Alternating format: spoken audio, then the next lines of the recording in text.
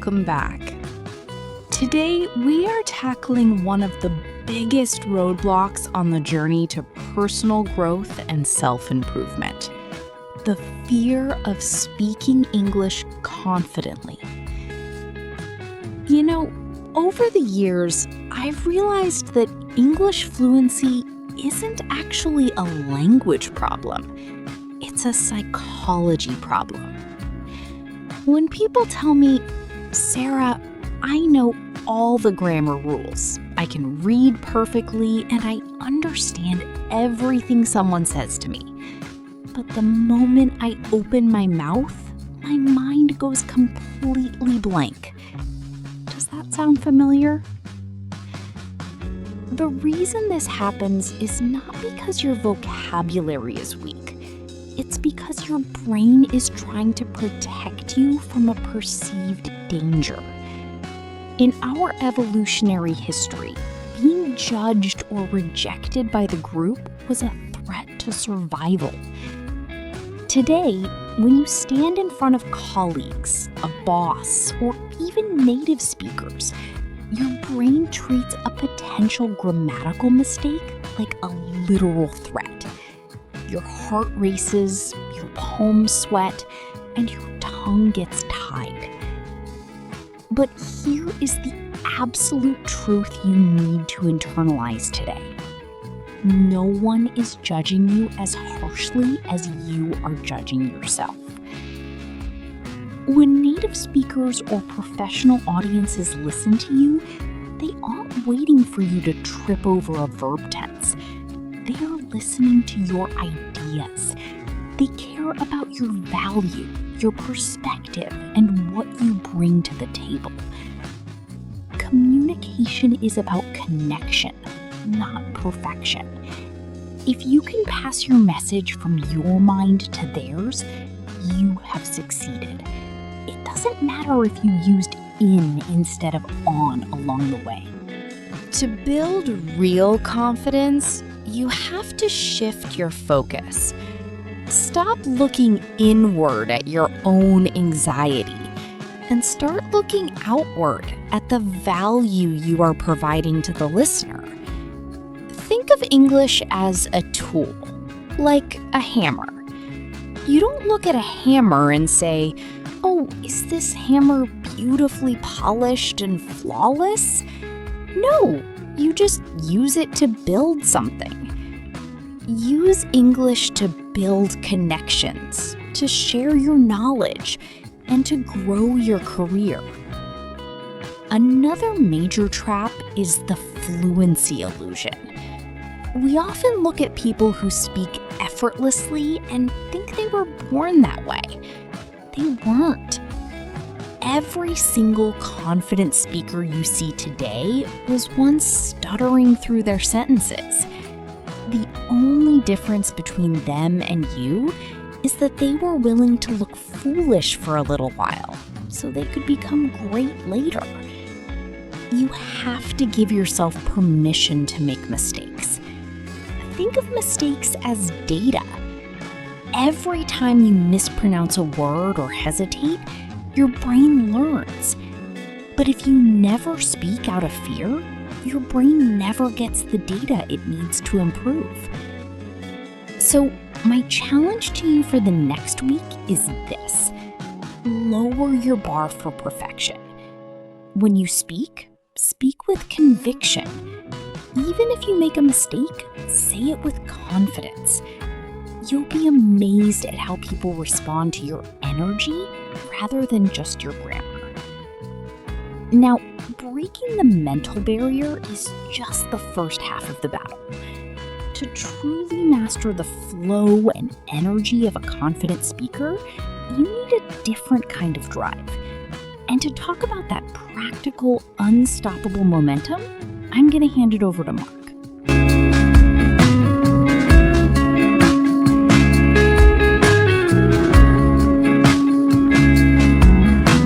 Thanks, Sarah. And right on cue, guys. Let's talk about action.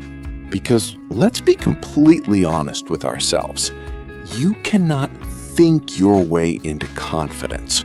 You have to act your way into it. Sarah just broke down the psychological traps that keep you silent. But how do you break the chains? You do it through aggressive, consistent practice and a complete shift in your mindset. Confidence is a muscle, plain and simple. If you want bigger biceps, you don't sit on the couch reading books about lifting weights. You go to the gym and lift the heavy iron. If you want an unstoppable English speaking voice, you don't just memorize word lists. You open your mouth and force the words out. Let me give you a reality check that changed my life. Confidence follows action. It does not precede it. Most people wait until they feel confident before they raise their hand in a meeting or before they strike up a conversation with a native speaker. Guess what? That feeling is never going to come if you stay silent. You have to take the action while you are terrified. You have to speak while your heart is pounding. That is what real courage is. And once you do it 5 times, 10 times, 100 times, the fear shrinks and confidence fills the empty space. Let's talk about a major issue I see all the time: overthinking vocabulary. People spend 10 seconds in their head translating a sentence from their native language into English, trying to find the most advanced, impressive word. By the time they find it, the conversation has moved on. Stop doing that. Simple English spoken with high energy and clarity is infinitely more powerful than complex vocabulary spoken with hesitation and doubt. Look at some of the most influential leaders and speakers in the USA and across the globe. They don't use poetic, ancient language. They use short, punchy sentences that drive the point home. If you want to practicalize this right now, start building an environment of immersion. If your phone, your laptop, your Netflix accounts, and the podcasts you listen to aren't completely in English, you are slowing down your own progress. You need to train your brain to think in English, not just translate into it. And stop apologizing for your language skills. I hear so many brilliant people start a presentation by saying, "Sorry, my English isn't very good." Stop doing that immediately. When you apologize, you are telling the audience to look for your flaws. You are lowering your own status in the room.